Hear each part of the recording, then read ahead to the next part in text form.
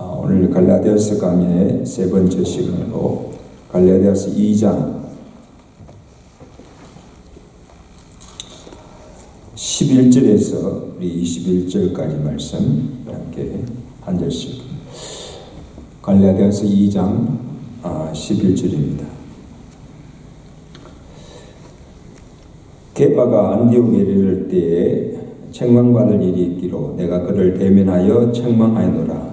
야고보에서 온 어떤 이들이 이르기를 게바가 이방인과 함께 먹다가 그들이 오매 그가 할 여자들을 두려워하여 떠나 물러가되 남은 유대인들도 그와 같이 외식함으로 바나바도 그들의 외식에 유혹되었느니라.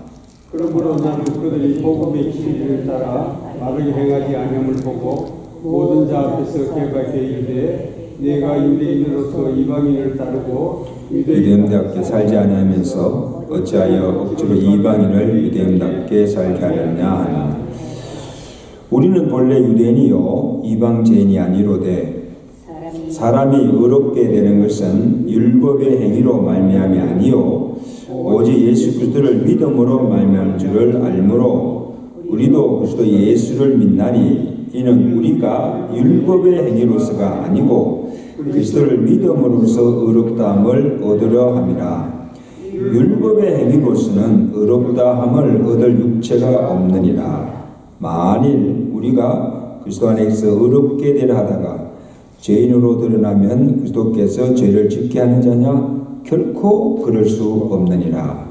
만일 내가 흘렀던 것을 다시 세우면 내가 나를 범법한 자로 만드는 것이라. 내가 율법으로 말미암아 율법에 대하여 죽었나니 이는 하나님에 대하여 살려 함이라. 내가 그리스도와 함께 십자가에 못 박혔나니 그런즉 이제는 내가 사는 것이 아니요 오직 내 안에 그리스도께서 사시는 것이라.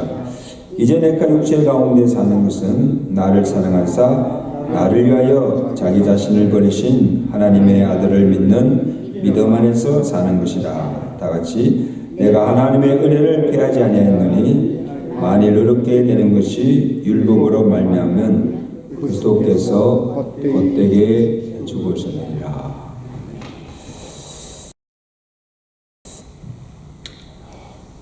여러분, 우리가 예수를 믿는 이 궁극적인 목적은 뭐예요? 구원이죠. 그래서 어떻게 하면 죄인이 구원을 얻을 수 있는가? 그래서 구원 얻는 방법에는 두 가지가 있습니다. 하나는 율법의 의로서 하나님께서 주신 그 율법의 계명을 내가 다 지켜 행함으로 구원을 얻을 수 있다고 하는 행위 구원이 있습니다. 예수님께는 부자 청년이 나와서 질문하십니다. 선한 선생님이여, 내가 무엇을 하여야 영생을 얻을까? 내가 무엇을 하면 구원을 얻을 수 있습니까? 라는 것을 물은 거예요. 여러분, 이 청년의 질문 속에는 내가 영생을 얻기 위해서 또 구원을 얻기 위해서 선행을 하거나 또는 고행을 하거나 무언가를 내가 해야 된다고 생각합니다. 그죠? 마치 여러분 갈라디아 교회 안에 들어와서 성령을 미혹한 이 유대 율법주의자들이 예수만 믿어서는 안 된다는 거예요. 예수도 믿어야 되지만 예수만 믿어서는 안 되고 거기에다가 뭐예요?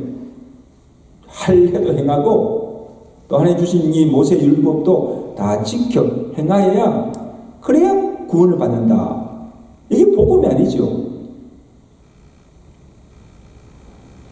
성경은 우리에게 단호하게 선언하고 있습니다. 오늘 본문 사도 바울이 갈라디아서에서 다른 복음을 전하는 자들에게 갈라디아 교회 성도들에게 한 말이 뭡니까? 우리 16절 보세요.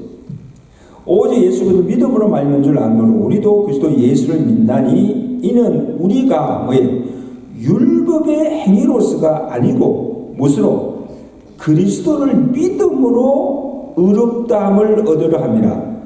율법의 행위로서는 의롭다함을 얻을 육체가 없다. 아무도 없다는 거예요. 로마서 3장 21절에도 사도 바울이 3장 16절에 보면 우리가 율법의 행위로서가 아니라 그리스도를 믿음으로써 의롭다함을 얻으려 함이라. 율법의 행위는 어렵다함을 얻을 육체가 없느니라. 로마서 3장 20절에도 또 사도 바울이 반복하여 말합니다. 율법의 행위로는 완전하신 그의 앞에 의롭다 하심을 얻을 육체가 없나니 율법으로서는 죄를 깨달음이라. 자, 여기 보세요.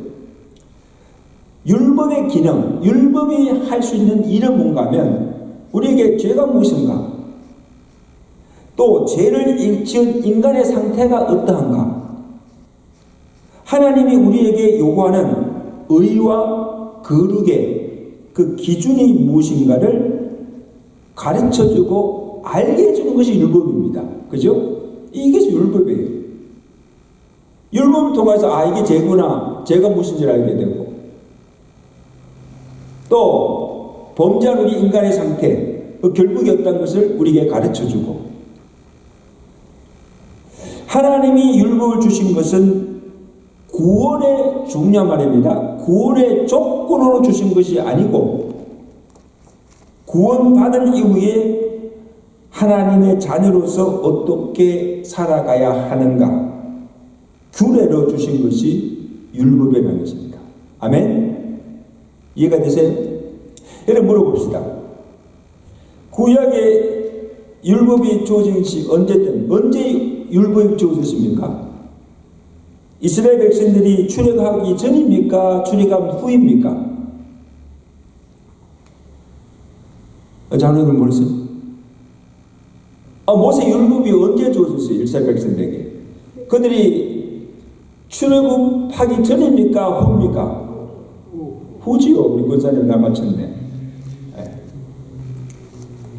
그러니까 출애굽에서 고통당하는 이스라엘 백성들이 고통당하고 있을 때 하나님께서 그들의 고통소리를 듣고 구원자 모세를 세워서 바로에게 보내서 그 백성들을 끌어내잖아요. 그때는 율법이 없었어요.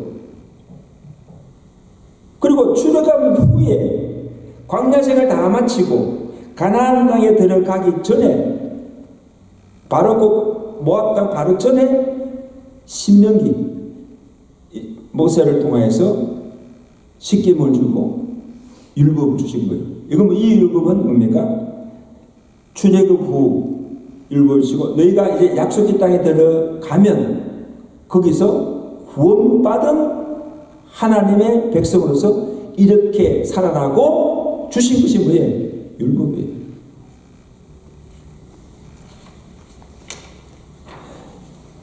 여러분 율법이 우리에게 가르쳐주는 것은 잘 들으세요. 율법이 우리에게 가르쳐주는 것이 무엇인가 하면 유대인이나 이방인이나 할례자나 무할례자나 모든 사람이 죄를 지었다는 거예요. 그 죄의 결과가 죄를 지어서 하나님의 영광에 이르지 못하였다.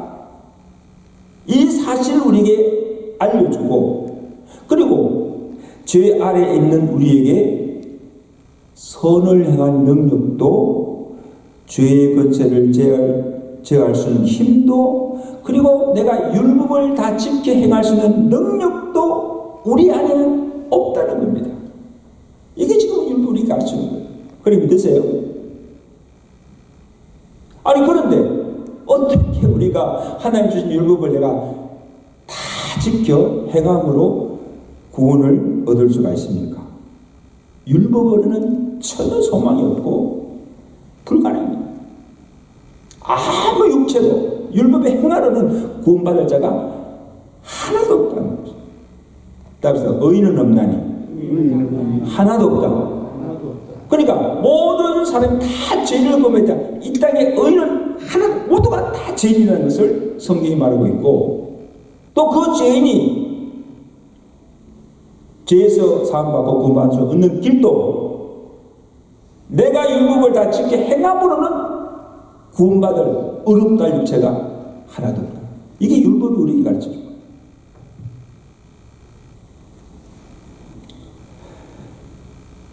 그러면 죄인이 구원받을 길 의롭게 되고 하나님의 영광에 이르는 길이 없습니까? 하나의 또 다른 구원의 길이 있다는 것입니다. 이게 복음이죠. 자, 로마서 한번 찾아봅시다. 자, 로마서 3장 21절. 그 앞에 로마서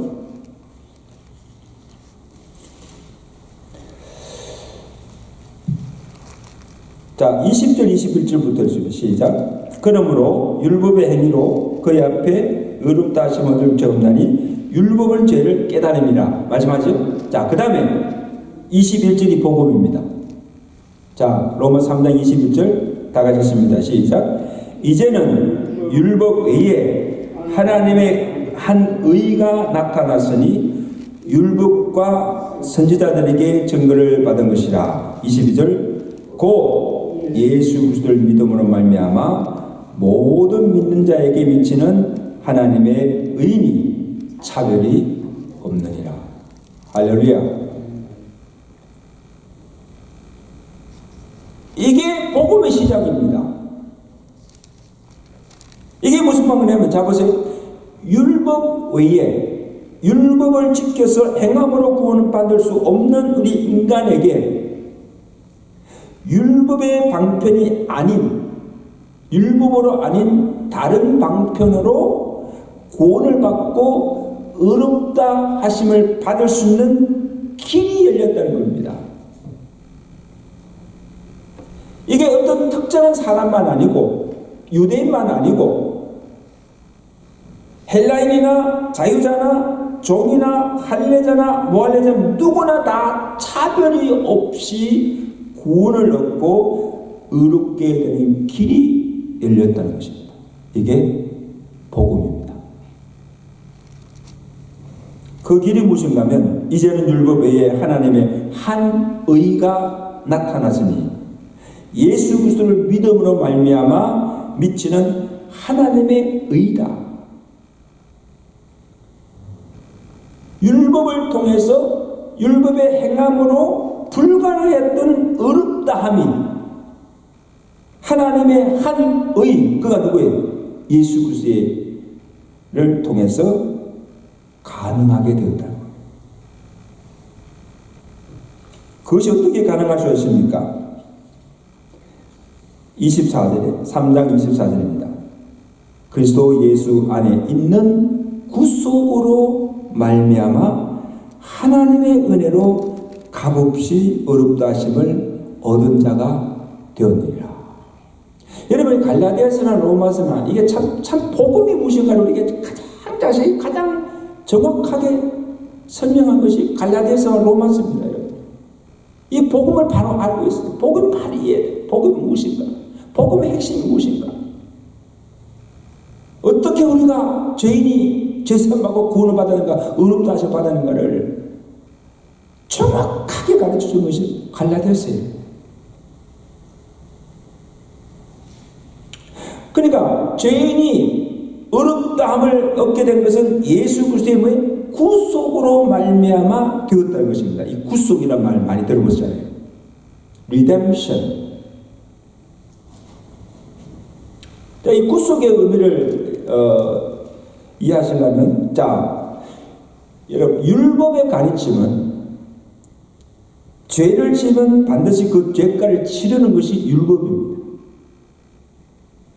그래서 구약에서는 눈은 눈으로, 이는 이로, 이게 율법이에요.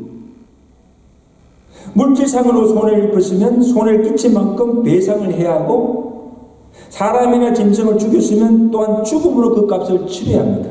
이게 눈은 눈으로, 이는 이로, 이게 율법이에요. 자, 모든 사람이 죄를 지었습니다. 그러면 죄의 값은 뭐예요? 죽음이에요.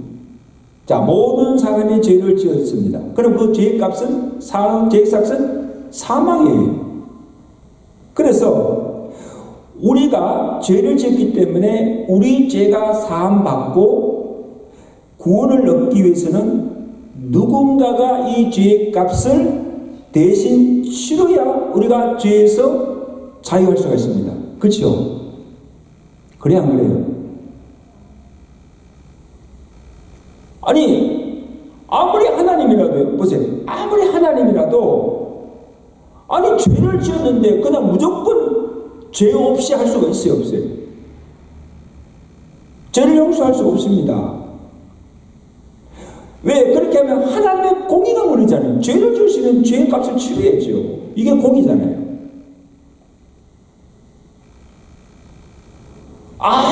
값도 치르지 않고 대가도 치르지 않고 죄 없다 하면 하나님 스스로가 율법을 어긴 것이 됩니다. 그럼 하나님의 공의가 무너지는 거예요. 그러므로 공의의 하나님께서 우리의 죄를 사하기 위해서, 그 죄값을 치르기 위해서 대속물로 보내주신 분이 누구예요? 예수 그리스도. 아멘. 예수님이 땅에 오신 그 이유가 우리의 죄를 속하기 위해서, 우리의 죄값을 치르기 위해서 죽으시러 예수님이 오신 거예요. 우리 성탄절이 가까우지만 우리 성탄절은 막 예수님 탄생했다고 막 기뻐하지만요, 사실은요 우리가 그 탄생 그 뒤에는 뭐예요? 죽음입니다. 탄생만 기뻐할 것이 아니고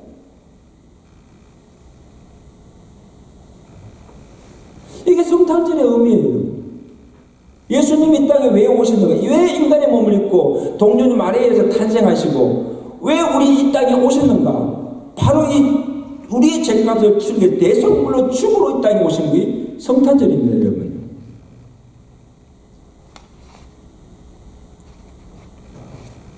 그래서 이 땅에 오셔서 대속물로 십자가에 죽으심으로 죄 삭신 그 값을 다 치르시고 우리를 그 죄에서 구속하여 주심으로 우리가 죄에서 구원함을 받게 된 줄로 믿습니다.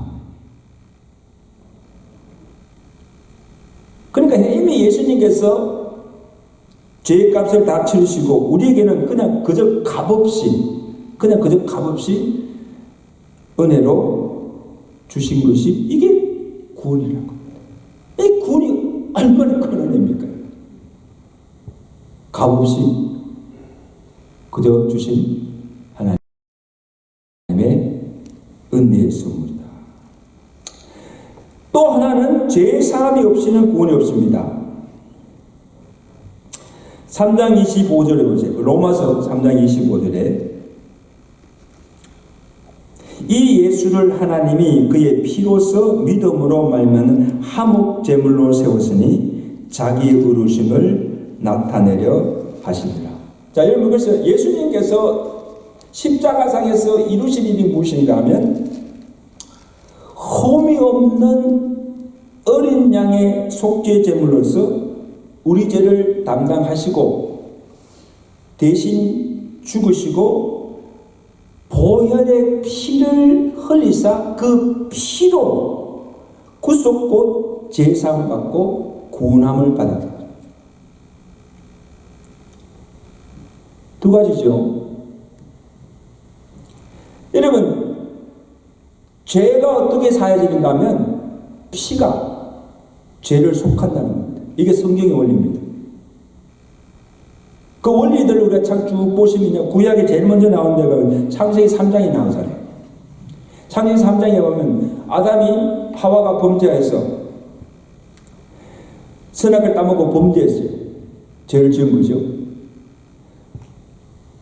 그러니까 하나님 다시 들어와서 동산나무에 숨어 있을 때 하나님이 찾아와서 아담과 불러내잖아요. 불러내시고 하나님께서 아담과 하와의 그에게 그들이 하신 것이 뭔가 하면 죄를 책망하지 않았어요. 너 왜 그 짓냐 막 하지 않고 무화과 잎으로 가져왔던 그 나뭇잎을 벗겨내고 짐승을 잡아서 가죽을 벗겨서 가죽 옷을 지어 입혔습니다. 창세기 3장 21절에 여호와 하나님이 아담과 그 아내를 위해서 가죽 옷을 지어 입히시니라. 여러분, 이게 뭐예요? 가죽 옷을 입히는 그것이 무엇을 상징하는가 하면 짐승의 피가 아닌 예수 그리스도의 피로 그 죄가 사함받고 가림을 받아서 예수 그리스도의 의의 옷을 입혀줬다는 것입니다. 이게 구원의 예표로 보내주신 것입니다. 예수 그리스도의 의로 말미암아 구원받을 것을 예표로 보여준 것이 가죽옷입니다. 왜냐하면 가죽옷을 지으려면 짐승을 잡아서 피를 흘려야 되잖아요. 피를 뿌리고 그 다음에 가죽 옷을 입히고 그 다음에 구약 성경에서 우리 여러분 참 인기 있는 레위기 있잖아요.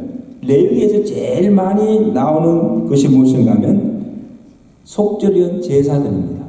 레위기에서 제사. 그래서 사람이 범죄했을 때 어떻게 그 죄를 사할 수 있는가?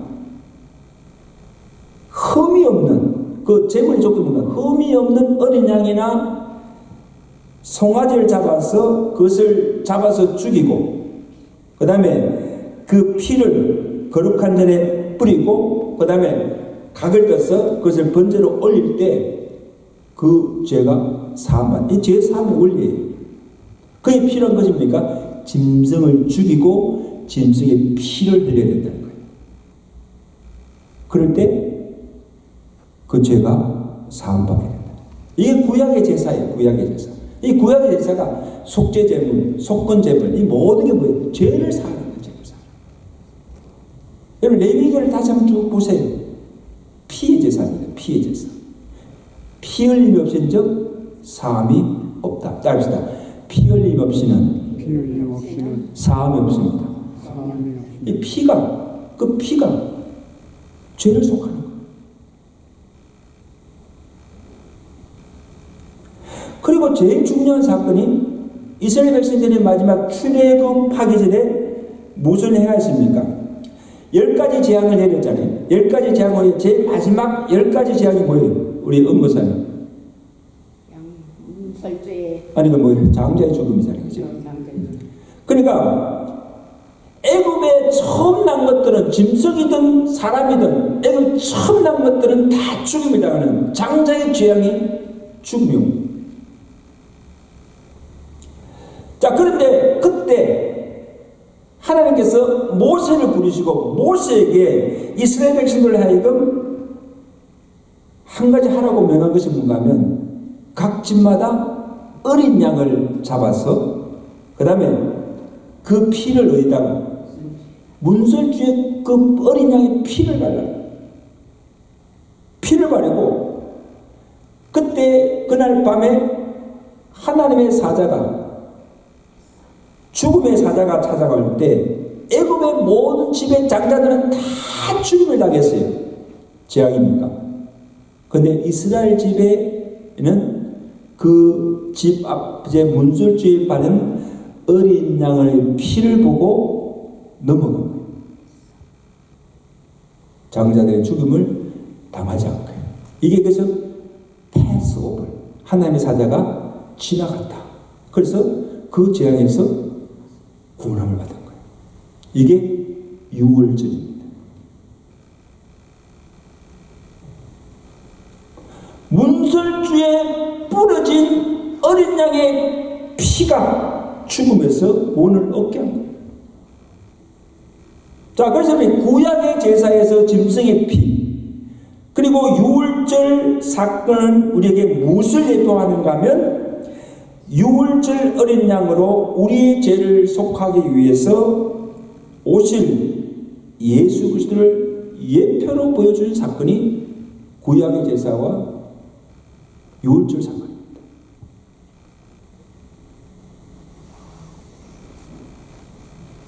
그러므로 율법의 행위로 그의 앞에 의롭다 육체가 없고 그 다음에 오늘 갈라디아서 2장 21절에 보세요. 사도 바울이 물어가는가 하면 2장 갈라디아서 보면 2장 21절에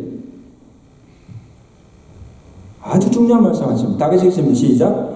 만일 읽으세요. 2장 21절 시작. 내가 하나님의 은혜를 피하지 아니하노니 만일 의롭게 되는 것이 율법으로 말미암았으면 그리스도께서 뭐예요? 헛되이 죽으셨느니라. 여러분 그러시면 만일 우리가 여러분 우리의 의나 인간의 의나 우리의 행위로 구원을 받는다 한다면요, 예수님이 이 땅에 오실 이유도 없습니다. 예수님이 땅에 오셔서 십자가를 지고 죽고 피를 흘려 죽을 이유가 하나도 없다는 것입니다. 그죠?